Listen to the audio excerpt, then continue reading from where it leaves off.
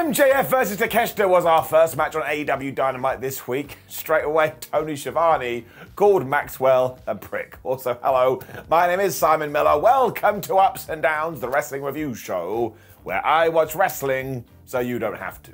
Or you can watch the wrestling and then come here and say you don't agree with any of my opinions. I do have to say that MJF only wrestling sporadically is so damn smart, because when you do see him go at it, you're like, this guy is really good. Whereas Takeshita is on the other end of the scale. He is just fighting all the time, and it just keeps on getting better and better and better and better. He didn't make a mistake right away, because Maxwell's all like, oh, let's shake hands, my dear old pal. And of course he booted Takeshita in the gut, but Takeshita must have planned for this, because then he hit the ropes and he took him out with a clothesline. He then went on to hit the 10 punches in the corner, because he must have been watching 1980s wrestling, when MJF decided, I know what I can do, and he used the referee as a human shield.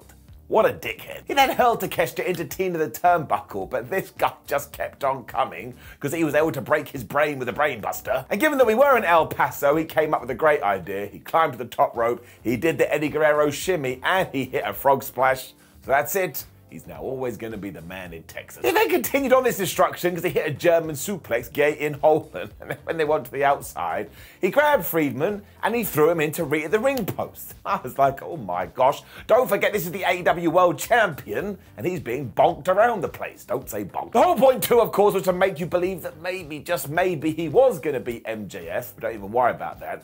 Because then they went to the top rope, Takeshita was going to do his big clothesline, and Friedman, Maxwell, Jacob landed on his damn feet. So once again, all these people sitting there going, he's not very good at pro wrestling. Are you nuts? He's great. Through all this too, you do have to note that MJF was working on Takeshita's arm, because of course he wanted to go for that salt of the earth arm breaker. And as soon as he saw him on the floor here, he applied it. But at this juncture, Takeshita was able to get out of it. Eventually, they fell back to the outside, so Takeshita hit a dive, 2023 wrestling. And then, when they were getting back in, once again, Maxwell was mucking around with the referee so he could punch Takeshita right in his penis. I don't know about you, but I'm going to presume that hurt. Somehow he just kept on fighting back though, and he hit this crazy blue thunder bomb for a near fall, and then he did the same with the big old knee. And at this point, I was just suspending my disbelief. I decided that Kester was going to win and become the AEW World Champion, even though the belt wasn't even on the line. By this point, his limb was basically falling off, so MJF was able to apply that arm bar, and oh my gosh, he pulled on it back so far, I was like, has he forgotten what pro wrestling is? And poor Takeshita had to tap out. Now, I will admit, I had said last week, and I stand by it, I actually think Takeshita could have won this thing, but when he does get his first big victory, or his second big victory, because he beat Brian Cage 7 days ago, everyone is going to lose their minds. And is he a future AEW champion? Yes. Is MJF flubbing? Brilliant. Yes. It is getting it up. MJF also, of course, assaulted Takeshita after this, using the Dynamite Diamond Ring, and there was blood everywhere. And eventually, Bryan Danielson ran out to make the save. And I was like, where the hell were you, Bryan? You could have been a few seconds earlier. I cannot wait for this match either, because it's going to be great. As are you people. Because not only did we have a give this an up sign, which always makes me feel good in my Tootsie Toes, but there was a guy in the front row who was wearing a t-shirt, and I have never produced any of these, so he must have made it himself, that had my face on it, and next to it was the whole Simon Miller is all elite graphic. I tell you, I lost my mind. So this hero actually went out of his way to make that damn thing, and I have no words. Like, it's fun that I get to wave my arms around here a few times a week and talk about wrestling, but the fact that you guys go out there and do this kind of stuff, well, you know the deal, makes me feel all warm and fuzzy in my tum-tum. So together, of course, you are going to get an up, and thank you for making my day and put a massive smile on my face, and also, we get to bring down the sign counter, which has rolled up to 13. And I would have been happy if it got to 1. Remind you, it's getting it up. We then had a quick video package telling us that Samoa Joe is the brand new TNT champion and that he's going to kill Wardlow when it was time for the Bunny taking on Jamie Hayter. Now this had the same stipulations as the first match in the sense it was a world title eliminator, so if the Bunny did win here, she would get a shot at the championship. And as these two had been teasing on social media, they just took their fists and they took their elbows and they took their bones. They just collided in with each other. I mean, Jamie went shoulder block crazy at the start of this thing, which was the Bunny was like, all right, well, I know how to take care of that. And she suplexed her into Simba the Steel Steps. This is my face. kind of disgusting. Penelope Ford and Britt Baker on the outside too, so they started getting into it, including Penelope Ford ripping up signs that she's some kind of an asshole. When from nowhere, Hayter hit one of the most gruesome explosive suplexes I've ever seen, because the poor bunny landed right on her face. Now, I can't say for sure, but given that right after that they got back on their feet and Hayter hit the big lariat and got the 1, 2, 3, I'm kind of thinking this match wasn't meant to end here and the bunny may have got concussed or something, because they were really going for it. And all of a sudden it was just done. So if I am right, I really do hope she is okay and we send all our love and health and happiness and positive thoughts to the rabbit. But I'm still going to give this an up because I tell you, they were rocking and a-rolling. And it's an actual shame it got cut so short. We also had more to tie into this storyline. We went to the back afterwards where Saraya and Toni Storm were there. But once again, they were just like, meh, we're going to cause a fuss, we're going to cause a fuss. When they invited Leva Bates to walk into the frame, which she foolishly did, they beat her up. And once again, they went all NWO and they sprayed an L onto her back. They also said that they're not here to make any friends, which is an absolute lie, because Toni Storm and Saraya are friends, so I've called you out. And while some people don't seem to like this narrative, I really do. It also ties into things that are going to happen on Rampage, and when the line in the sand is drawn, I think we're going to have a pretty good feud. It was then back to NJF after this, because Lexi Nair had gone and found him in his dressing room. And this guy found the line and he stepped over it. He was crapping all over to Kester, but not literally because nobody needs that, when he went full-on story mode here. And by the end of this, I was just face-palming like, I can't believe he said it. Because he was talking about his prom and how he spied a girl called Liv that he quite liked the look of, and that they took a drive. Before the car spun out of control, they hit a telephone pole and everything looked super duper bad. Given that Max could hear a cop car pulling up though, he realized what type of guy he was when he switched positioned with this girl so she would get in trouble and he would not. I mean, what the hell? He also tied this into the fact that in life there are winners and there's losers, and Bryan Danielson is absolutely a loser and he's going to lose at Revolution.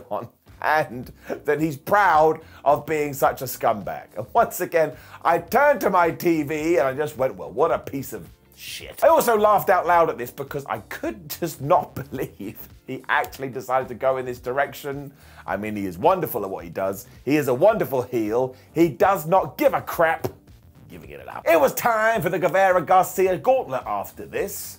What a good in-ring version of Dynamite this was. Began with Ricky Starks versus Angelo Parker, and Angelo's whole strategy was, I'm going to keep raking you in the eye, and even when Ricky went for the Rochambeau, he just raked him in the eye. So eventually Starks was like, well, I'm sick of this. He gave him the spear and he beat him.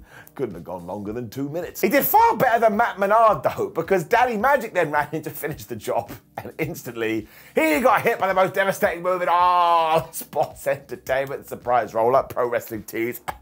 And he was done. We also bring down the board because that is 15 roll-ups between WWE and AEW. And don't forget, we're going for 100 in 2023. I need it. When Sammy Guevara and Daniel Garcia are all like, tee-hee-hee, we're not going to tell you which one of us it's going to be.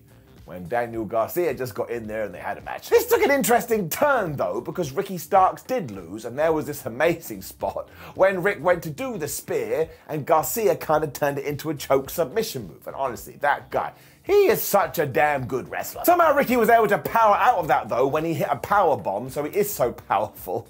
When they were duking it out on the ring apron, and somehow Ricky Starks hit a spear onto the hardest part of the ring. And that doesn't even make any sense. Have you seen how much room there is out there? There's barely any room. It's like 2 + 2 = potato. You could smell that shenanigans were coming though, because it was the Jericho Appreciation Society. So given that they were now outside the ring, all of a sudden a masked fan appeared and he hit Ricky Starks with a back elbow, or the Judas effect. I don't know what that was. It meant Ricky was done, so Garcia was just able to pin him. Kind of amazingly, when this fan got in the ring and did unmask, and it was Chris Jericho, all the fans went, whoa! I was like, well, fair play to you to buying into it, but come on now. Stevie Wonder saw this coming. So I actually thought this was pretty good, that it told a nice story, because Ricky Starks has now beat 2 people in the JAS, and eventually he will beat Danny Garcia, then he'll beat Sammy Guevara, then maybe he'll beat Jake Hager for a second time when he finally does face Chris Jericho at Revolution. He'll get his second win, and then maybe he goes after the TNT title or something, but he's certainly on a roll, and isn't it nice that he's getting featured all the time? Yes, it is. up. The Acclaimed were then backstage, as Billy Gunn told us, "I'm very conflicted about this tag team title match later, so I won't go to ringside." And while Max Kester was cool with this, Anthony Bowens kind of looked like he smelt like something was going on. And I agree with you, Anthony. Now, of course, eventually they did scissor, they did some scissoring, but boy howdy do we have to get into this later. Renee Paquette was then earning her paycheck because she was all over the shop this evening when she found Bryan Danielson and Kester in the trainer's room, and just when they were about to have a chitty chat, somebody went and locked the door. Dun dun dun. It was around the same time as Rush's music started to play and MJF joined him. And Max was all like, "Well, I guess Bryan ain't coming to the ring, so Aubrey Edwards, you better start counting and make sure he loses." For some reason, Aubrey just agreed to this, although she was counting super duper slow. This is where Bryan Danielson burst out of the trainer room door. Kester was holding all his enemies back, and he did make it to the ring at like 9.999. So I kind of like that, because the theme of this episode Dynamite was basically MJF is a terrible person and you shouldn't go anywhere near him. We then did get this match, and honestly, you could put Bryan Danielson against my Nan and he would somehow be able to have a good match with her, which would be doubly impressive, because she's been dead for years. Rush also more than held his own, and this must have been his best AEW encounter to date. And to start off with, they just started chopping each other. When that didn't work, they started headbutting each other, then they were just punching each other in the face. Once again, I started to look around and ring people up saying, do these people know what wrestling is? Because I don't think they do. Eventually they were fighting on the outside too, when Rush threw Danielson into Barry Barricade. That is when I bring my sign out, and I'm going to continue to rant on about this. It's not fair. Bears is just there to do a job, and people keep using him as a weapon. So you either pay him more, or we get justice for Barry. This was so damn violent though, eventually Bryan Danielson was bleeding, and holy crap, that was like a fountain. And at one point I swear Rush was gonna lick this, but thankfully Aubrey Edwards stopped him, when it basically turned into a slap battle. Like they were just taking the palms of their hands and whacking each other as hard as they could, when all of a sudden they were on the ring apron. And Rush not only gave Danielson an overhead suplex so he landed on the floor, but as he did, there was so much blood on his head, it went and splattered on the camera. And I was like, well, there's no way we planned for that, but we're gonna see it in highlight reels for years. Rush really was all over Danielson throughout all of this, to the point he had him in the corner, and he was ready to hit the bull's horns, which probably mean he would have won, but instead he stopped and started to do his pose. And I was like, man, wrestlers are just obsessed with posing. Jeff Hardy comes to save you, he has to do his dance. Lita did the same thing on Raw, and here, you could have won the damn thing and earned a bunch of money, but no, you had to do a taunt. It was then just phenomenal stuff after this, especially this dropkick Bryan Danielson gave to Rush on the outside into Barry Barricade, and then the one he gave him when they were back in the ring. And when Rush dropped him with a straight jacket pile driver, not only did I have a heart attack, so I thought, oh my gosh, Daniel Bryan's head, or Bryan Danielson's head, what am I even talking about? But it only got a 2. Bryan then retaliated with the big knee as well, but that was only able to get a 2 when they went back to the forearms. And they must have hit 20 plus of these, and every single one was brutal. Bruce then decided he was going to hit another German suplex, but Danielson landed on his legs. He ran in, he finally hit the big old knee, and he got the 1, 2, 3. Honestly, this was so damn tremendous. You have to watch it. Of course, MJF ran into the ring afterwards and he punched Bryan Danielson right in the head with the diamond ring, and he was just beating him up until security guards tried to get him away. I was like, where the hell is Kester? Why isn't he helping out? All of this rocked though. It was a great match, it was a great angle, and it's got me so damn pumped for their match at Revolution, which is the entire point. Giving it up. Dynamite then got even better too, because Bryan and Murr for Impractical Jokers were here.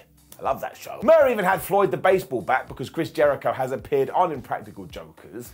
And basically, this was to advertise the fact the new season starts soon, but they also did something on Rampage. We will talk about it at the weekend. And just when you thought there couldn't be more madness too, it was Top Flight and AR Fox versus the Elite for the Trios titles. I mean, I don't know what I meant to do. Because it was one of those matches that was just absolutely astonishing. And do not forget the definition of astonishing is surprising or impressive, amazing. You damn right. I mean, it was so fast instantly with the Martins and Fox just hitting all of their buttons to do every single move, to the point the Bucks basically had to blind tag their way in there when they hit that neck breaker, back breaker combo thingamajig. And never forget, they're trying to break necks and backs with this. How do you expect anybody to walk? Fox tried to help his boys out, but Kenny basically grabbed him and threw him into the floor. which is when Darius tagged in and these two started going at it. Martin had his ass kicked for a little while when all of a sudden he turned a super kick into a Spanish fly, and I was like, oh my gosh, none of this makes any sense. When AR Fox tagged in, and he must have been watching modern day wrestling because he just hit as many cutters as he possibly could. We then got all the dives for absolutely no reason, and AR Fox was just going left side, right side, right side, when Dante Martin decided, well, no one said anything with me, so he got in, and he was just pogo sticking around the place going, ha ha, gravity can't stop me. It ended brilliantly though, because all of a sudden Matt Jackson caught him and started to do all these Northern Light suplexes, when all of Top Flight and all of AR Fox was in there, and somehow he did a triple team one. I've never seen anything like it. Dante then returned with a DDT when AR Fox decided, I'm going to do a big flip to the outside. And sure, there were a bunch of people for him to land on, but come on, this is crazy. It just didn't stop as Nick was then hit with Top Flight's nose dive when AR Fox hit another 450, and honestly, the near fall on this, like Kenny Omega broke it up at 2.99999, but did he actually get there in time? I'm not so sure, but my word, did it get a reaction. Matt Jackson then decided he had enough, so he went super kick crazy when all of a sudden the Bucks were hitting more bang for your buck. When Nick Jackson just decided to do a moonsault to the outside, like there was a human magnet out there. Kenny was then back in and he smashed AR with a V-trigger and this amazing Dr. Bomb.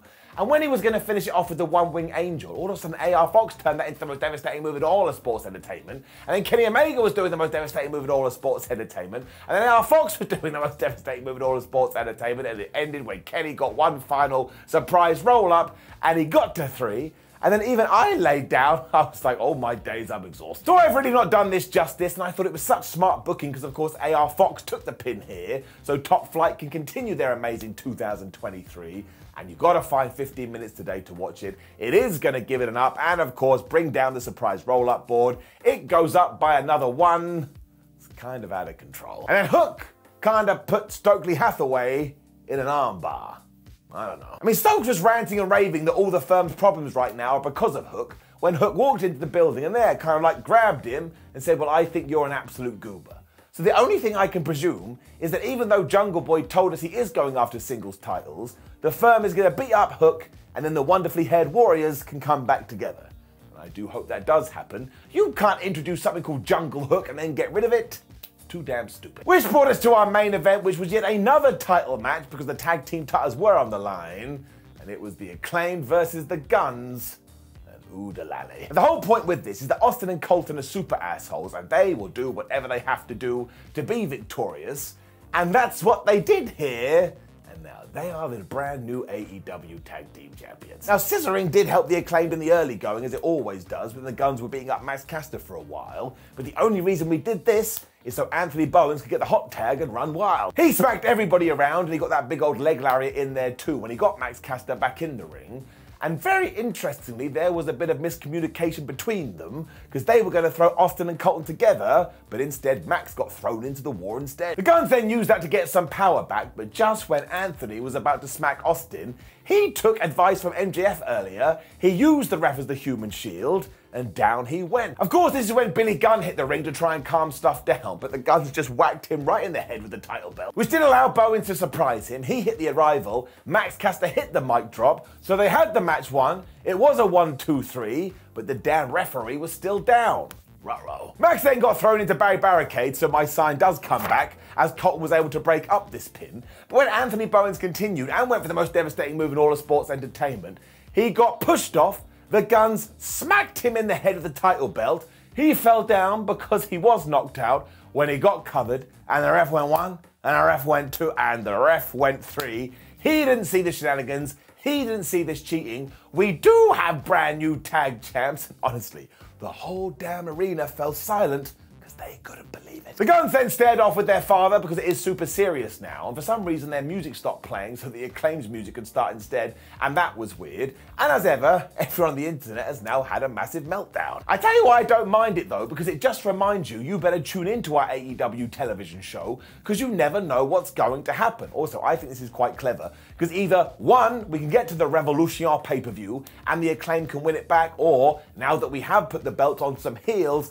FTR can return, and they can win them back, and then you're kind of just balancing the books just a little bit. Also, don't forget that it does give the Guns some credibility, even though they cheated like assholes, and I am all down for some companies taking a risk. Also, I just enjoy all the teams involved here, and it's a story. And once again, it silenced the damn crowd, because that's real emotion, and that just shows you how over the Acclaimed are.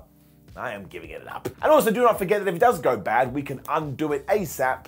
So it's all fine with me, and as ever, Dynamite's getting a big old up. Now, as you shall see on the screen, there will be a video for another WhatCulture video, so please do give it a click and have a little look and see if you like it. Like the video, share the video, subscribe, leave a comment below, come say hello on social media at Simon316 or WhatCulture WWE, and head to the website to keep up to date with all the wrestling news. This was Ups and Downs. Thank you for your time. See you soon.